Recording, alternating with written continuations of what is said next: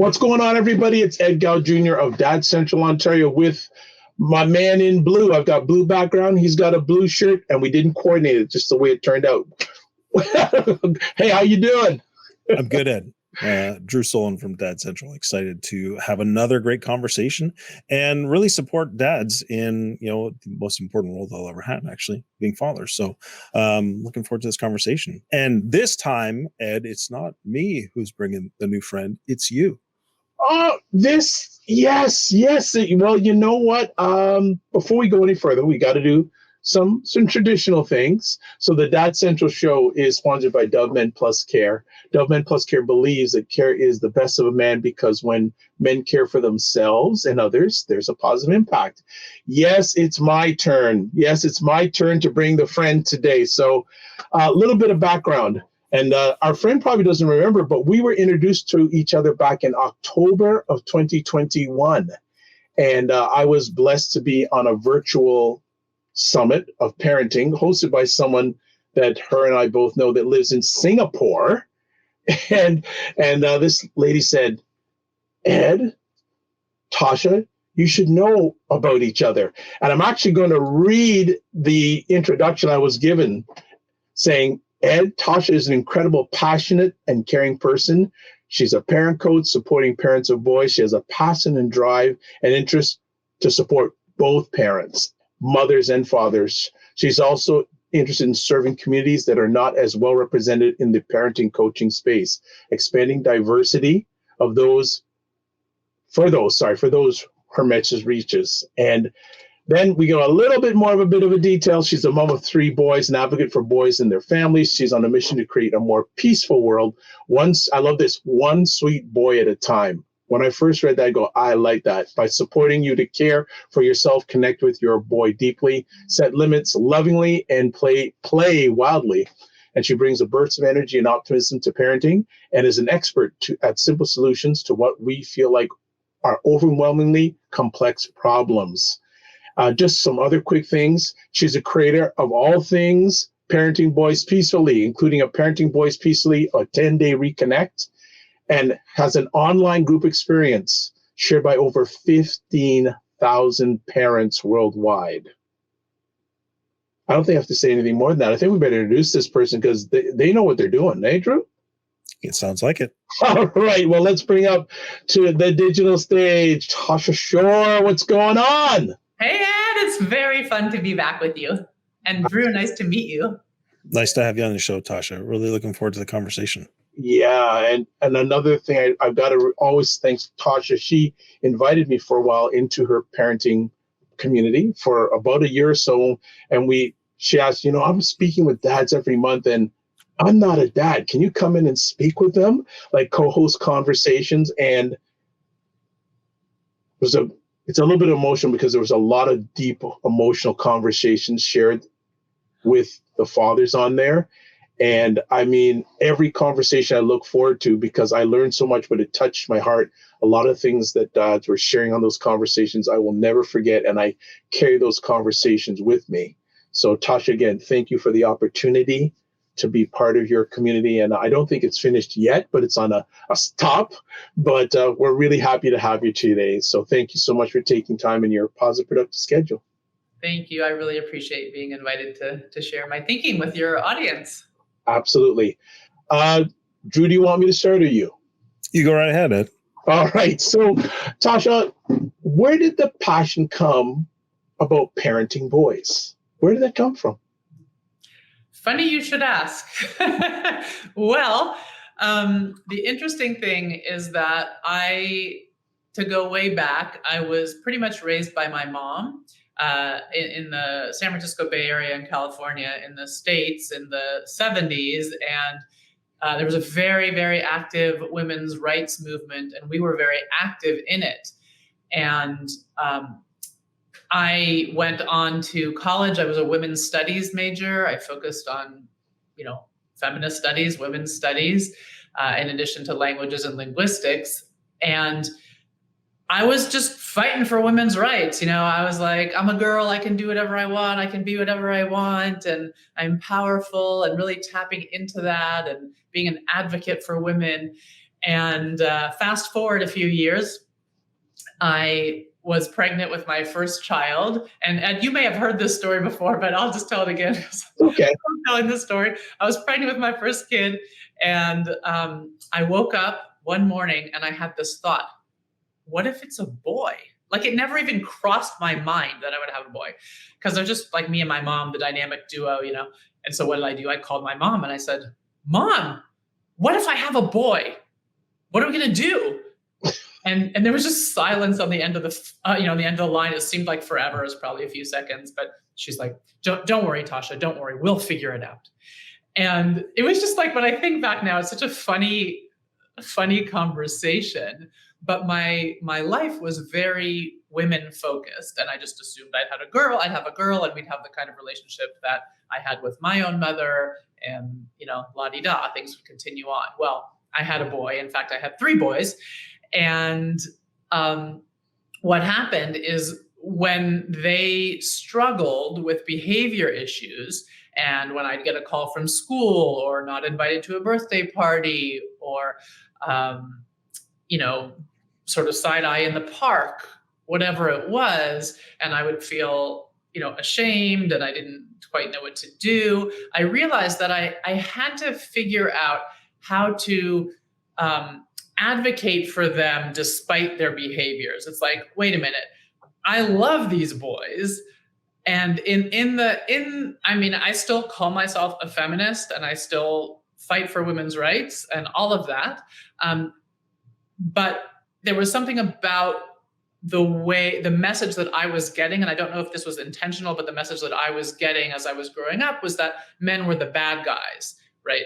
And I then had these boys who were kind of acting like the bad guys sometimes, but I loved them deeply. They were my kids, and I wanted them to have big lives and full lives. And I was just in this mess. I didn't know what to do. And that was like the beginning of figuring out, okay, I have a real responsibility, and as a parent of young boys, to change this narrative and to help them grow into emotionally intelligent young men. And that's not going to happen by punishing them or being harsh with them or shutting them down. So that's kind of how I got started, is just my own mess that I was in, and figuring out, like, well, how do I straighten this out in my head? I don't like these behaviors, but I love this kid. and how can I help? And the way that people are responding to him is making me feel badly. And so that was just the beginning of my journey. And it just kind of went all over the place from there. I mean, I sought out support for myself. And I think Ed, you may know this as well, but my book that I wrote, Listen, with my mentor, Patty Whitfler, she was the first person I reached out to support, for support.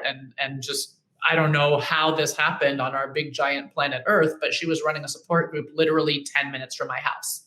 And so I just started going. And the tools that she taught me and the support that I received in that group every other week in the little back cabin behind somebody's house transformed my life, my relationship with my boys, their behaviors in such a way that I was like, okay, I got to help other people. Like, there are a lot of people out here struggling, and I want to help them. This is not necessary. So let's do this. Nice. True. Yeah, well, thank you very much, Tosha, for sharing that story.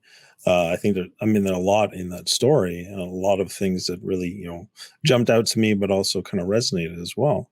Well, one thing that stood out that I really would love to hear you talk a little more about is the idea of parenting shame. Because you said you had seen the boys behaving in the park, and then you felt this almost like I was ashamed. So can you talk a little bit about parenting shame? What does that look like? How does that affect parents? I feel like that's something that's pretty big. Yeah, it's very common. I think it's one of the most common feelings that parents have when their kids are struggling. What does it look like? I think let's back up. I think what it feels like. I mean, we all know what shame feels like. We feel things like, what did I do to create this monster? What did I do that he's acting this way? It's my fault. We blame ourselves, or we we go to that place of like, what's wrong with him? And we might explode at him. Essentially, we get scared and then we act out in all kinds of ways. And the other thing I think that feeds shame is that there's a real pretentiousness to our culture right now that's fed by social media, right? Everybody's posting all the beautiful, lovely pictures of how everything is fabulous in their families. And so when it's not that way in our families, we feel shame. I mean, I think the more important question is, what do we do about it? Right? What do we do? How do we get ourselves out of that space? And the main thing, well, a couple of things. One thing that I like to talk about is really separating our boy from his behaviors. So I sort of have this image of, this is our sweet boy, this is my sweet boy, right? He's always sweet. He's always everything that's good, right? He's kind and he's caring and he's cooperative and he's loving and he's curious and he's all these things. And that's him. That's like his essence and his core, who he is. And things happen to him as he moves through life. I mean, maybe even before life, maybe there was pregnancy trauma, birth trauma, who knows, maybe there was a divorce that was less than peaceful. Maybe there was a move, maybe there was a death, maybe, somebody didn't share their snack with him at school. Big things, little things happen. And if he doesn't have a place to release those feelings as the events happen, they build up. And as he's kind of stuffing those feelings, behavior patterns develop. And so then on top of this sweet boy here, we've got all these yucky behavior patterns. And so with the parents that I work with, that might look like, they're hitting or they're spitting or they're calling you names or they're biting or they're, stealing the toy from their sibling or they're, calling out in class or whatever it is. They're getting in trouble. And one way to really counter the shame is to remember that these two things are different. It's not that something's wrong with him and he's turned into this awful monster. It's that he's buried under these behaviors that are a result of a lot of sort of built up fears and feelings. And if we can help him through those, we're going to see a lot more of that sweet boy underneath. So that's one really, really important way I think we can address shame. And then another thing is really being in community with other parents whose kids are struggling in similar ways. So I used to do a lot of one-on-one coaching, and I actually prefer to work in groups. One of the reasons, it's just fun, but another reason is that parents actually almost always make better progress because they're inspired by others and they feel less ashamed when they realize oh, there's a whole room of people who are dealing with these similar problems. Maybe it's not me. Maybe I didn't do something horrible. Maybe I'm not a defective parent. Maybe there's not something terribly wrong with my child and he's not going to end up in jail. He's not going to be the next school shooter. He's not going to do something, terribly, terribly horrible. Mm-hmm. Yeah, that last point, very, very powerful for sure. And that's one of the things that we talk about, or at least I've shared a lot with, organizations or people who struggle, we're not getting as many dads. I said, just the value of a father or two or three being there and being able to hear the stories from others, it breaks some of that pattern of isolation. And that's, I think, really important. So the community piece, very powerful. So anyways, I could pick up more, but Ed, I'm going to toss it back to you and I'll listen some more and then we'll go from there. No problem. So let me ask Tosha, what were the early days of parenting boy peacefully like? You had this idea, say, okay, it's bigger than me. What were the early days like? How was it? Was it a little bit of a climb, or did you have people jumping in right from the get-go? No, it was a climb. It was a climb. I was passionate about it. I think the reason that it's grown is that, it's a mission. I'm on a mission to create a more peaceful world, one sweet boy at a time, just like you mentioned. And once, when my kids were really young, and there was a morning when I was reading the paper and I realized that there was all this negative stuff going on in the world, right? All the, crimes and terrorist attacks and all the things. And they were all at the hands of men. And I had an aha moment where I realized that every one of those men who was committing those horrible acts had one time been this sweet boy. And like, what happened between then and now? And that's when I realized, okay, if we can get in early, like we can really have a huge effect. So that why has driven me, but it didn't like explode at first. I had to go out looking for people. And so I just did all the things that everybody does. I mean, I would speak at preschools. I would tell everybody that I knew. I would do Facebook Lives back in the day. Yeah, no, it's been a, it's been a climb. And especially for dads, yeah. Well, that's what I was going to ask next about getting that done, because all three of us are in this space, and we probably see a lot more moms than dads. And I know probably from day one you wanted to get more dads and still looking to get more dads involved. When did you start to see more dads paying attention? Yeah, so in all honesty, I went all in about a year and a half ago. I have been working with dads, for almost 2 decades. Like, I love working with dads. I've always known that I have a really good rapport with dads. Oftentimes a parent will say, a mom will say to me, my husband, he doesn't, he won't talk to this one, or he didn't like this therapist, or he didn't, whatever it was. And I'll say, well, let me talk to him and see, if we connect, and if he feels like he'd be comfortable connecting with me, then we'll do it. If not, then no. And I've always just had a real good rapport, and I wanted to amplify that. And so I realized that as I've grown my Out With Aggression Peacemaker community, it's mostly moms.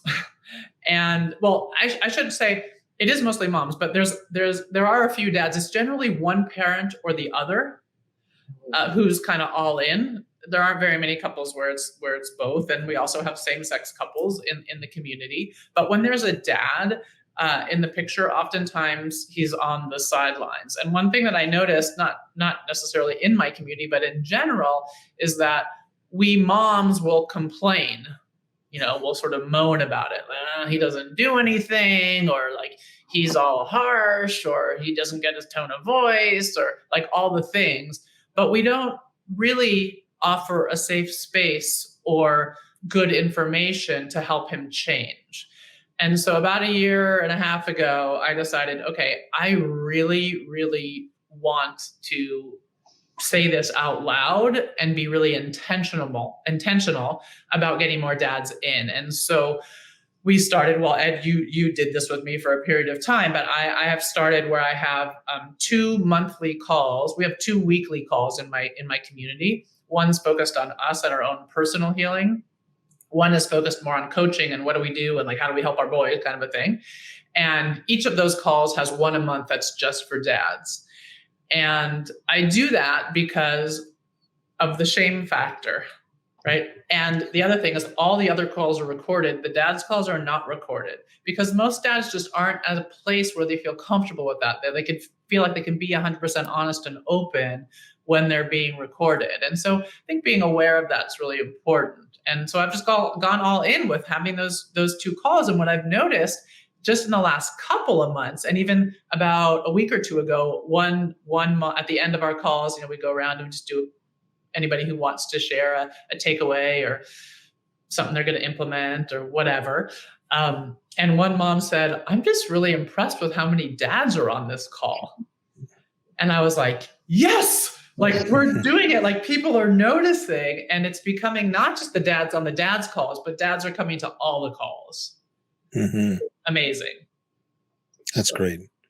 And congratulations, Tosha, for making the choice to focus on bringing the dads and bring them into the community, but also creating that safe space for them. And it seems like you are now starting to see the results and the momentum built Absolutely. from that. Which, because at the end of the day, parenting, it's team sport, right? It requires, yes, parents can do it as a lone parent for sure, but when you have a team working well together, it makes, I think, a big difference. And so to have that support for dads and dedicated is, I think, really, really great to hear. You mentioned way back in the shame piece. You talked about towards the end the idea of the behavior piece, and then kind of the emotions or the things that they're kind of buried under. And you said we really need to help boys with that. So practically, what does that look like for a dad? Like, what do you mean when you say help them, get out from under the weight and the heaviness of some of those, traumas or emotions or things that go on, maybe just day to day or bigger. Can you talk about that? Yeah. So, I mean, the first step that I talk to all parents about is what I like to call getting yourself into good enough parenting shape to even be able to implement any of the practices that I'll suggest. I like Right? the fitness metaphor. It's good. Yeah. Yeah, exactly. So it's like you don't have to be in tip-top shape, you don't have to be perfect, but if you're in that mindset of, this kid is bad, he's trying to manipulate me, how can you talk to me that way? You're being disrespectful, like this power over mentality. Um, Rather than a connection mentality, it doesn't really matter what you do.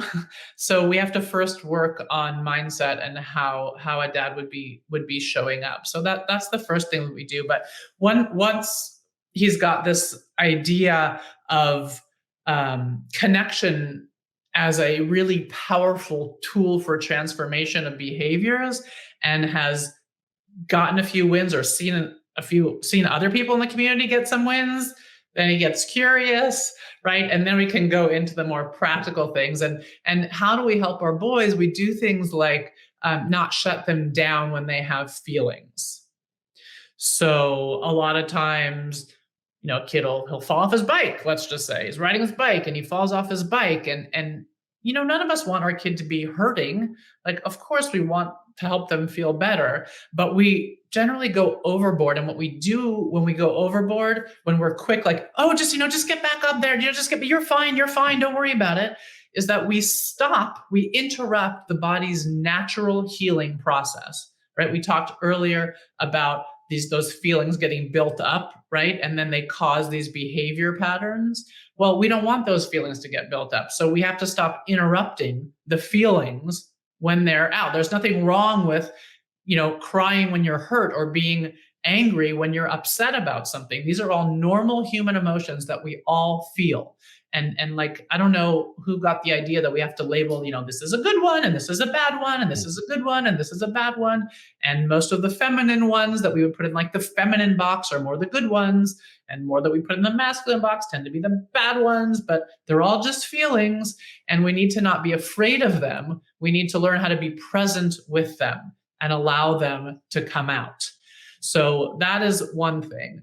Another thing would be learning how to connect really deeply with your kid. So, and really on their terms.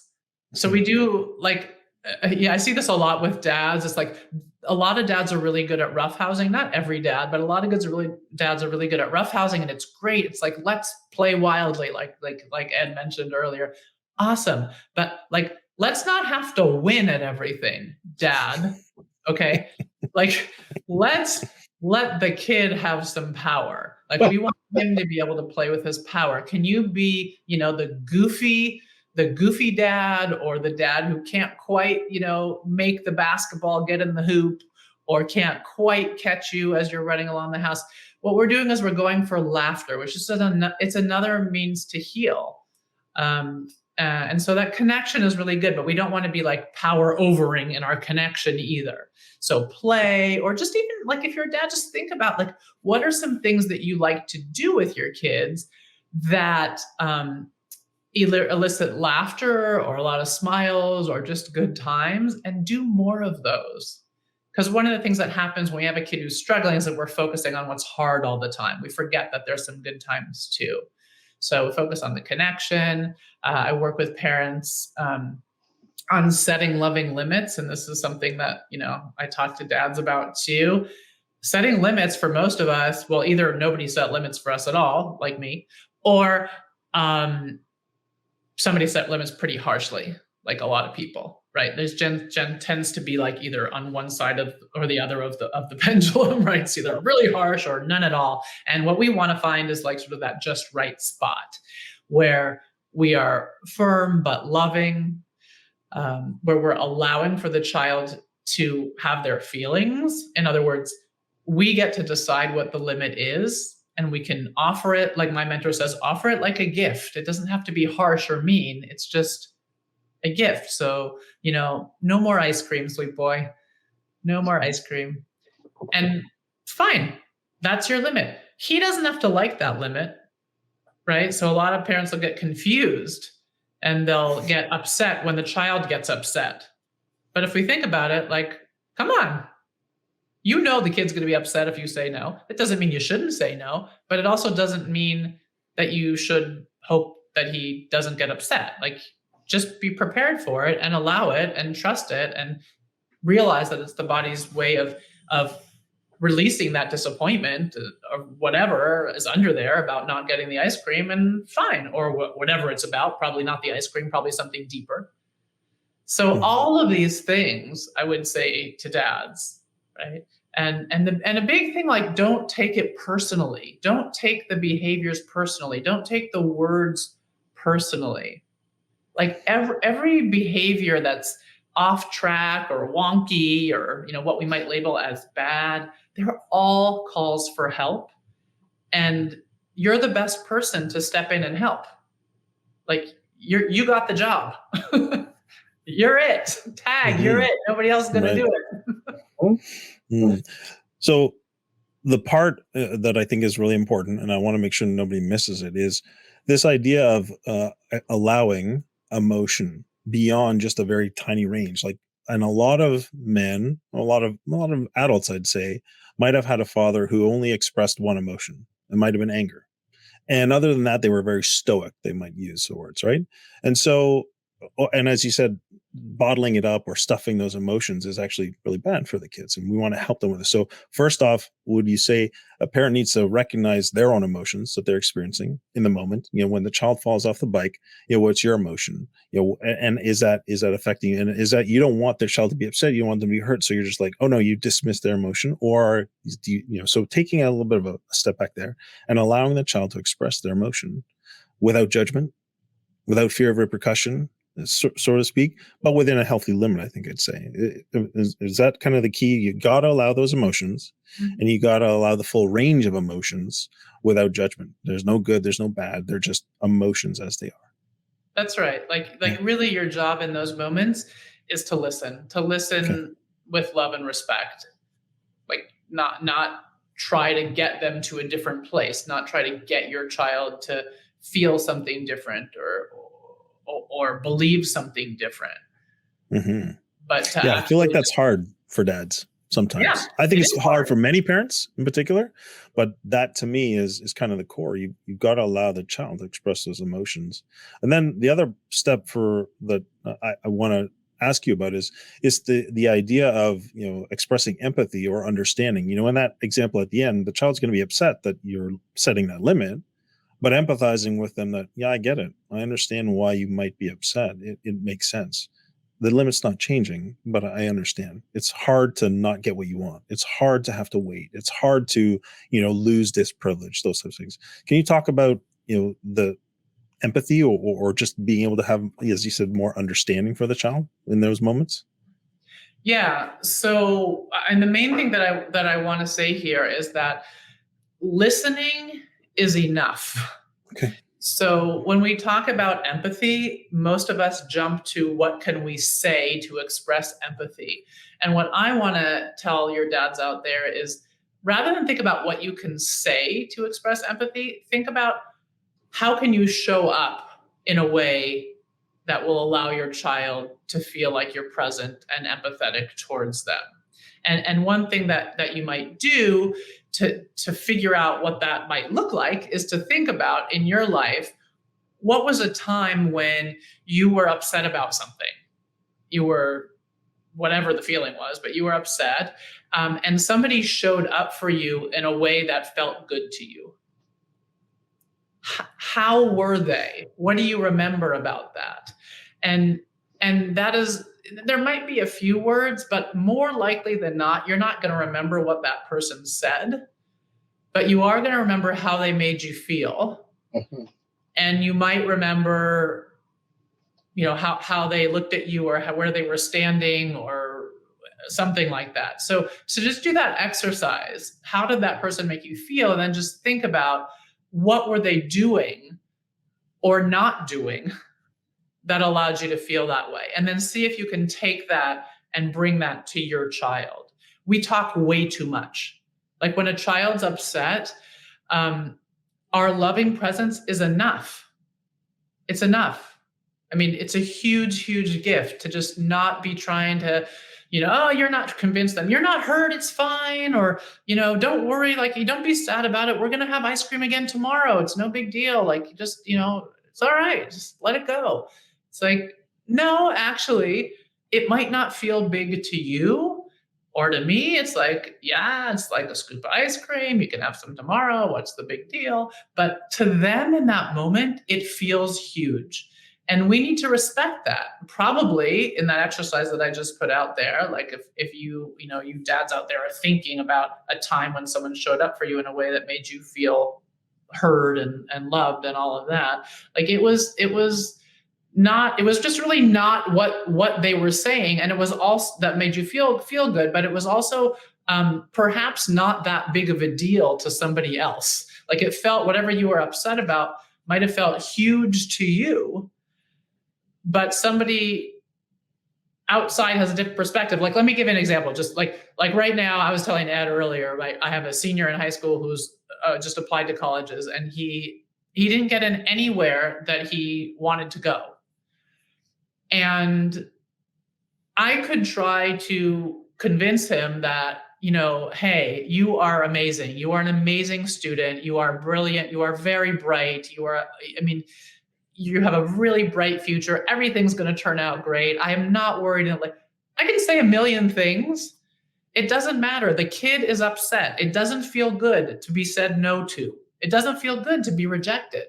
So like, really what he needs from me is to just listen when he says, I feel like I got, I don't know who's, bleeped over, right? I feel like I got totally bleeped over, and rather than say like anything, I just feel like, I get it. I hear you. And I just let him go. And I just let him tell me more. And how did this person and how did that person and all the things. It's fine. My job there is just to be present and allow him to do what he needs to do. Mm-hmm. Not say stuff. Yeah. Do you think that changes based on age and stage though? Like, and I have, so you're talking about someone who's probably 18. Yep. I've got a 7-year-old at home and maybe younger. And so I remember when my twins in particular were toddlers, I think, man, were we doing enough to help them understand like just their emotions? So I was just curious, do you think it changes as kids age and different stages? I don't think the part about listening changes at all. Okay. I don't think it matters if your child is 2 or 22. And to be honest, you can do this with your partner. I remember I had a dad once from Scotland who I was working with, and he was like, "This is amazing. Like, I mean, I get that it's helping me with my relationship with my boy, but like my relationship with my wife has been transformed. And mostly what I'm shocked about is that I am such a better worker. Like I'm such a better coworker." He goes, "I didn't realize like I was not a good listener. Like the fact that I've learned how to listen in this way is making me a much better employee." So, the listening part, I don't think that changes. If you're talking about like, because I heard you say, do we teach them enough? I think there's like a misconception that we have to like overtly teach our kids about feelings. I don't think we need to do that as much as we think we do, but the places that I think that works best are out of the heat of the moment. But we always want to do that in the heat of the moment. Well, the brain is not in a place, we won't go into the brain science here, but the brain is just not in a receptive state when it's upset. So there's no teachable moment there. But sure, read books about emotions. You can play games around emotion. Kids love to hear stories about you, what happened to you when you were a kid, right? So not when my kid is upset about not getting in anywhere am I going to tell him, not in that heat of the moment, but maybe a later day in the week, I can share with him about my college application process and how, I didn't get into where I wanted to go. And I had already bought a sweatshirt and I was like so mad and I was like in tears and I couldn't even wear it. And I gave it to my friend and I never wanted to see it again. I mean, that's the 18-year-old version, but there's the 2, 3, 4, 5, 10-year-old versions as well. So sharing stories, so it's like one step removed, is a really good way to teach about emotions. I don't think we need to do like a rehashing of what happened. That's the pull generally. It's like, let's rehash like what happened and talk about it and how were you feeling when this happened. I don't think that that's nearly as necessary as most parents think it is. Okay. So timing and stories, really important. Yeah, totally. Beautiful. That's great. Ed? Yeah. So many conversation topics with so little time. Let me ask, have you noticed any difference in the fathers that you're helping now compared to when you first started the journey? The type of fathers or the fathers themselves, how they've transformed? And the like the fathers that come into your program now, do they have same of the basic challenges as the ones that when you first started? Yeah. What are some of those common challenges that have been consistent? Well, one, not being able to keep your cool, right? Just yelling and exploding when your child's acting out in certain ways. That's a really big one, and being in community can really help with that. I mean, you know this father, I won't mention by name, but I remember I have a dad who came to me, and it's such a beautiful story. He's got actually he's got 2 kids. Yeah. He's in his 70s, I think, and he's got kids who are grown, like in their 50s. Or late 40s or late 40s maybe. And then he's got about a 12-year-old who he and his second wife adopted out of the foster system when the kid was 5 or 6. Yeah. Lots of trauma. And so this dad like raised his first set of kids, super traditional, harsh, power over, behaviorist paradigm, timeouts, punishment, all the things, consequences, all these things. And when he came to me, he said, Tosha, we can't both live in this house. It's me or him. That's where we started. So with the community and the support and the tools that he's learned, he has transformed his relationship with his kid. Like they're like shooting hoops out front after school every day. His kid is like leading his Boy Scout troop. Like the aggressive like outbursts were huge and scary, and they're way, way more rare now and not nearly as intense when they do happen. And, he's just come a long way. So the dads will come in with the same kinds of challenges. Like they don't know mostly it's like they don't know how to control their kid. That's kind of the general thing. And then we go like, well, what if you didn't have to control him? Like, what if we just ditched this whole idea of control, since none of us can control anybody else anyway? I can't control you. You can't control me. You can't control your kid. And I can't control my kid. Like, how about if we ditch that entire paradigm and we start focusing on connection? Yeah, and we can't even control ourselves at the best of times. So right there, but no, and I know the gentleman you're talking about, and seeing the transformation that he has made. And there were moments where he just cried tears of joy. Yeah. The connection piece. It's great. Drew, go ahead. I can go further if you want. Yeah, go ahead. Yeah. So Tosha, with you're seeing parenting through the dad's eyes, what things would you want to, you've said some things already for our dads and those who love them. What other things would you like to share with our dads and those who love them that you may have not mentioned so far? I want to say that you matter. You really matter. Like you matter to your kids. Sometimes their behavior patterns can develop where like a kid only wants the other parent to put them to sleep for example, or only wants, mom when he's sick or whenever it is. And it's really easy to fall into those patterns. Just go like, oh, well, here, he only wants mom. And I've seen a lot of dads that I work with, it makes them feel bad, right? They're like, he doesn't want me, he doesn't like me.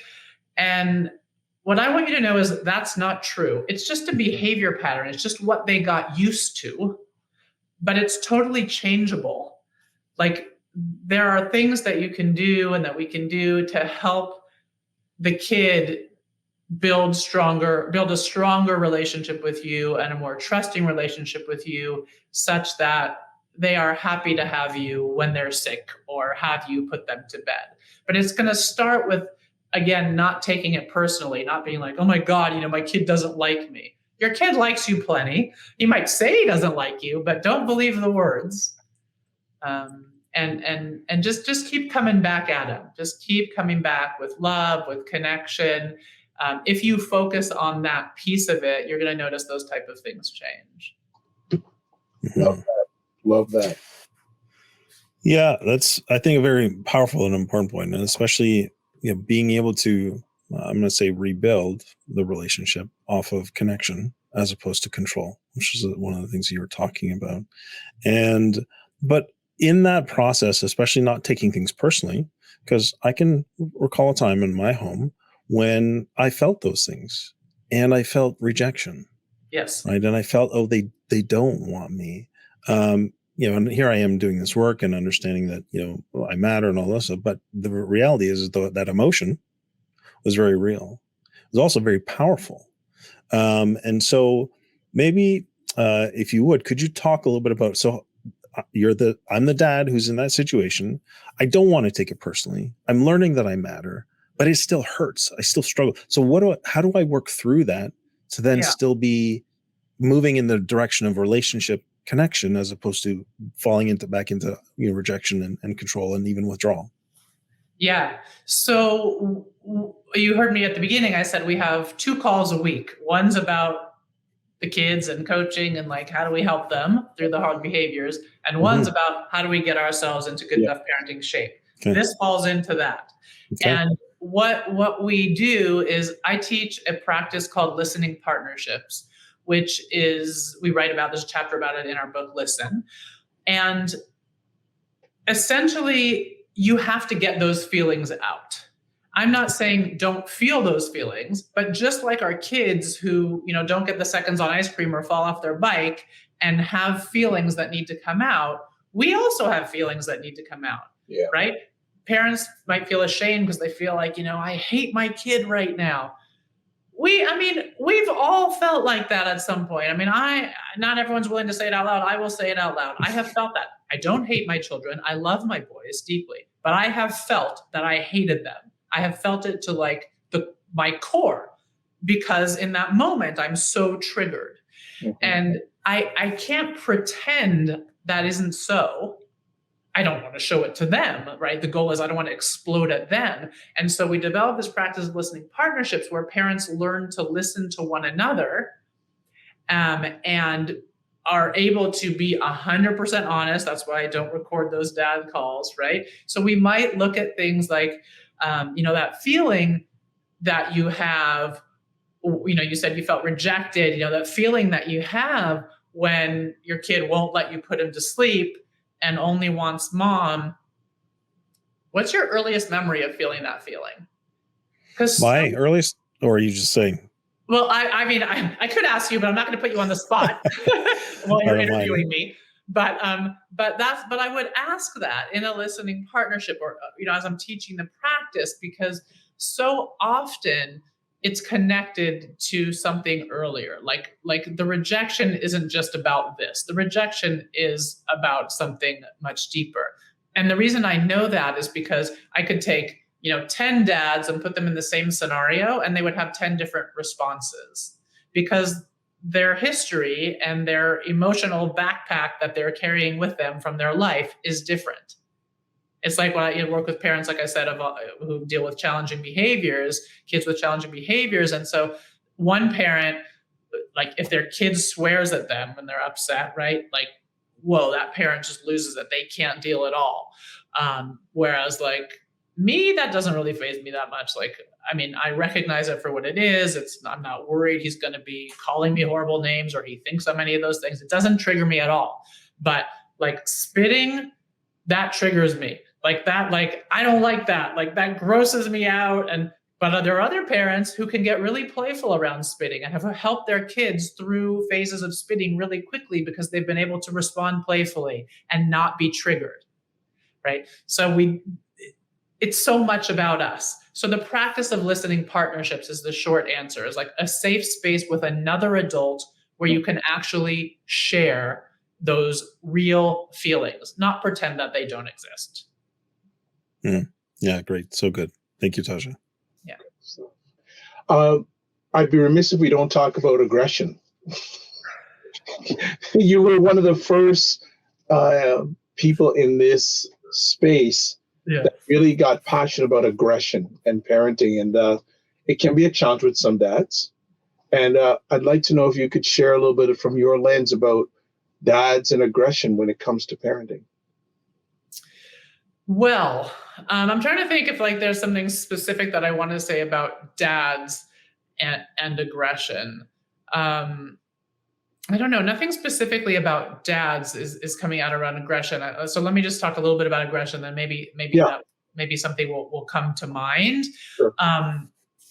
I think like aggression is something that scares the world, right? Because we look in the newspapers and we see what's going on, and there's a lot of scary stuff going on, and it scares us. But it is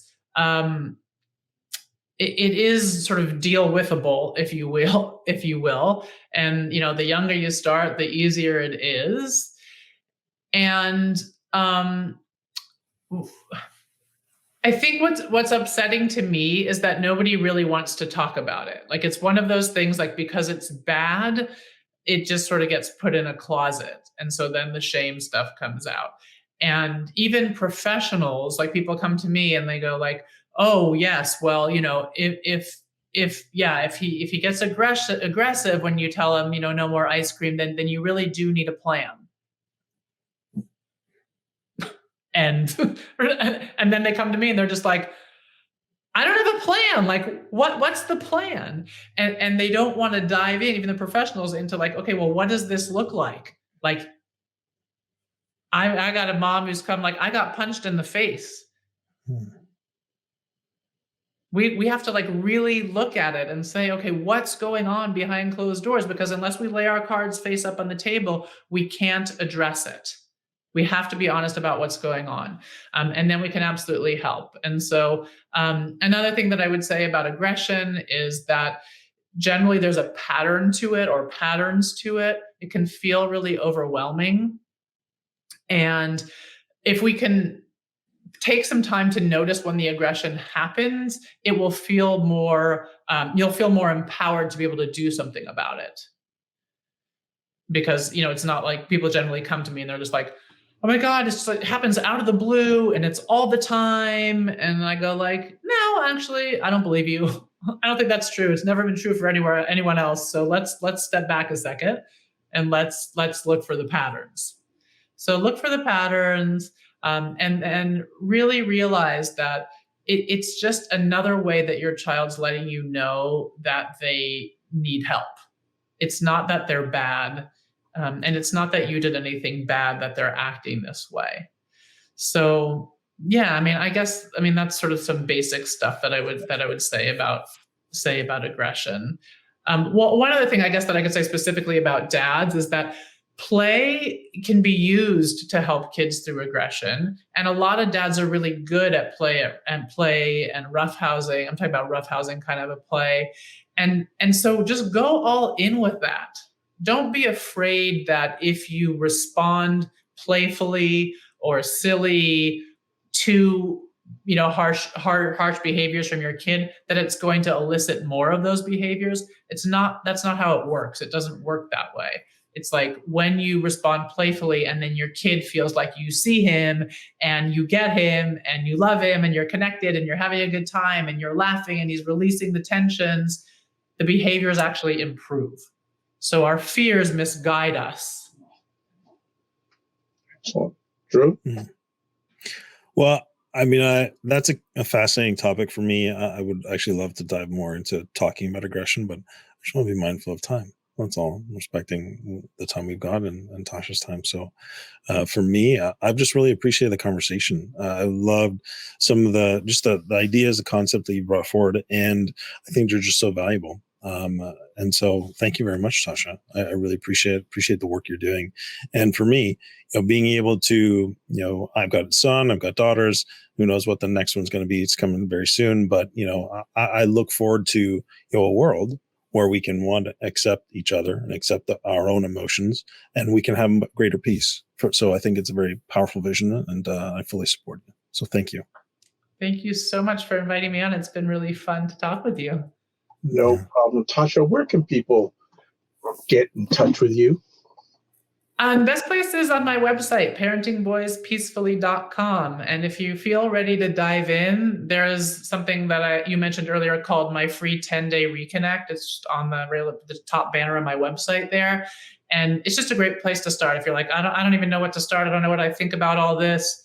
Click on that link and I'll just walk you through 10 days and you can see if it speaks to you, if you like the energy, if you feel like you're getting wins.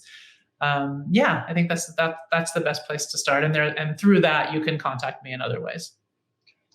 Well, Tosha, I want to say thank you so much for so many things. I've been blessed to see you transform dads in real time.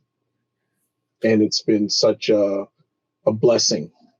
And I know you're very passionate about this. And folks, this lady is the real deal. I've seen it. I'll attest to it in regards to that. But I just want to say blessings to you and your family and the community, past, present, future. If there's anything we can help you with in regards to parenting boys peacefully or parenting in general, we are here for you. So thank you so much for taking the time out of your positive, productive schedule.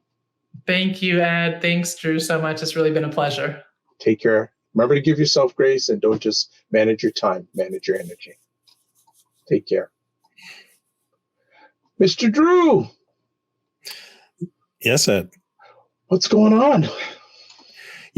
I just feel grateful again for the opportunity to sit down and have these types of conversations.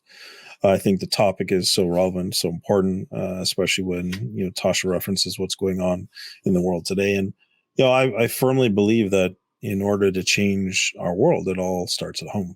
It all starts in how we parent, how we raise our children. And, that's going to make a significant difference. So powerful work, very powerful, I think, stories and examples and really important principles. So really enjoyed the conversation and grateful to be able to learn along with hopefully all of our listeners who are engaging and consuming some of this content for themselves and then going and applying it. I want to apply it at home just as much as hopefully the listeners will as well. Good stuff. Yeah, well, it was interesting because one of your favorite words was paramount in that conversation. Listening. That too, there was one, but there's another word. Yes, connection. Yes, absolutely. Yeah, sure. I missed that. No, it's all right. Can you connect without listening, though?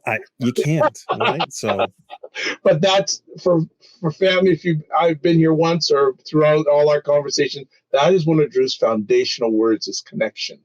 And Tosha really bases her serving and helping of parents and dads on that. And as I said, I've seen her, like I said, in real time, create wins for dads, and it's wonderful to see. So we're really blessed to have her share on the platform today. So hey, another great conversation. Before we close out, as always, the Dad Central Show is sponsored by Dove Men Plus Care. Dove Men Plus Care believes that care is the best of a man, because when men care for themselves and others, there is positive impact. Hey, we'd love to hear from you also. So if you want to touch base with us, give us ideas, give us our feedback, comments, etc. Give us our flowers, as they say these days. Email us at podcast@dadcentral.ca, guest suggestions, etc. If you want to listen to replays of How many are we at now, Drew? We're doing a lot now. Don't put me in the spot with that. I'm just joking. We're on season 2, like episode 13 or 12 or something. It's podcast. It's a podcast is at dadcentral.ca/podcast, and then lots of resources on our website, many of them free, dadcentral.ca. So thank you for listening. Thank you for following. Tell other people about us. Provide us feedback, ratings on our iTunes. Means a lot. So as always, remember to give yourself grace. Don't just manage your time, manage your energy, and we'll see you soon. Take care.